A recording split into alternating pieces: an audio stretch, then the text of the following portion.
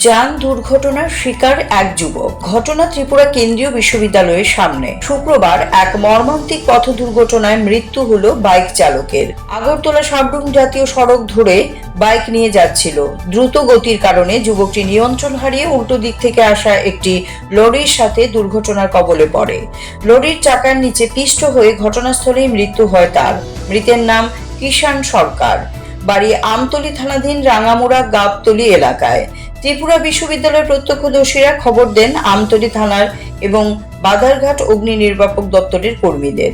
খবর পেয়ে দ্রুত ছুটে আসে অগ্নি নির্বাপক দপ্তরের কর্মীরা এবং আমতলী থানার পুলিশ।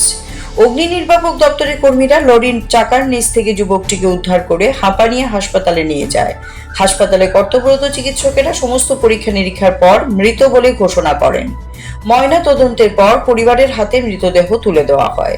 এদিকে ঘটনার পর লরি চালক ঘটনাস্থল থেকে গা ঢাকা দিয়েছে বলে খবর। এই ব্যাপারে আমতলী থানার পুলিশ একটি মামলা নথিভুক্ত করে ঘাতক লরি চালককে গ্রেফতারের চেষ্টা চালাচ্ছে। তবে বাইকটির অতিরিক্ত গতির কারণে এই দুর্ঘটনা বলে অনেকের অভিমত। CAD TV, channel for news and entertainment.